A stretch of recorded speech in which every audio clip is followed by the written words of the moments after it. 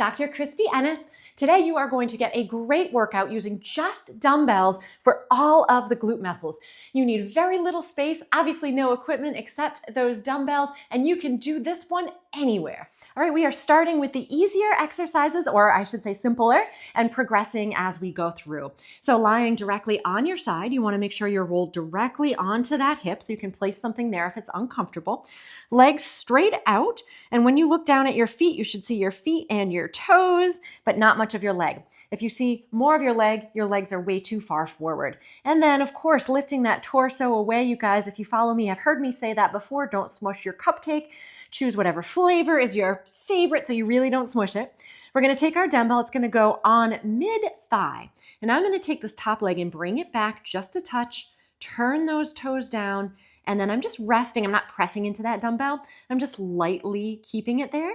I've got a light dumbbell today because I'm rather sore, but you can use any dumbbell that you want and that you have available. If you only have light dumbbells available, you just do a few more repetitions and you work until it feels like, whoo, yep, that's definitely starting to get hard. If I did a couple more repetitions, that would definitely be it. And my goal for people is typically somewhere between 8 to 15.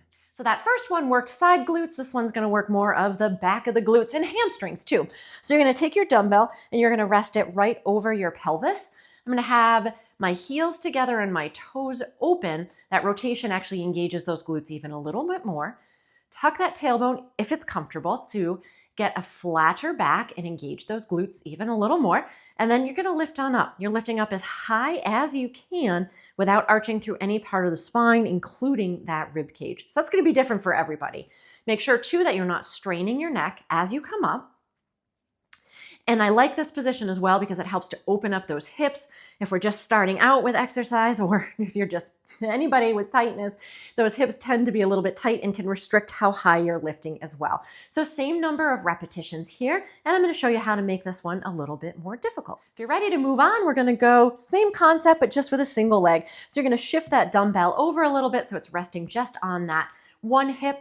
Opposite leg goes up in the ground, and we're going to lift that butt right up into the ground again. And you will definitely find this one is way more challenging. So make sure you've got the first one down pat before you start to move on to this one. And you may need to do a few less repetitions too for this one. Moving on to standing, this one involves the glutes and the balance. So you're actually getting a double whammy with this one. So one leg's gonna go in front. This is the leg that's gonna be doing the work.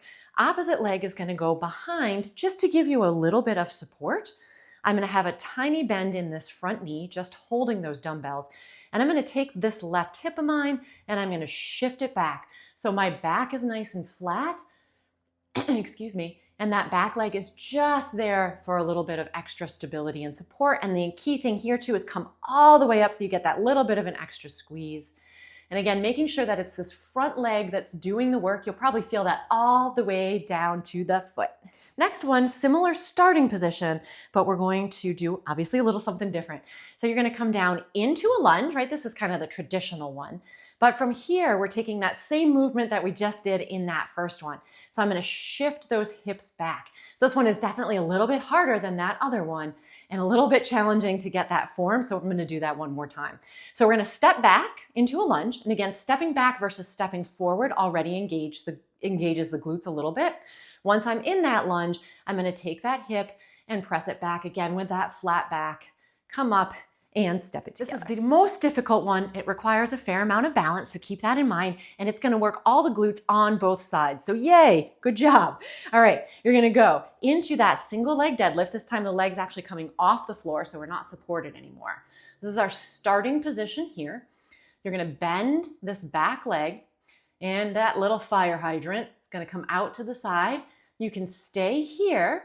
If you can add on a little, your balance is doing okay, you're gonna add a tiny bend in that front leg.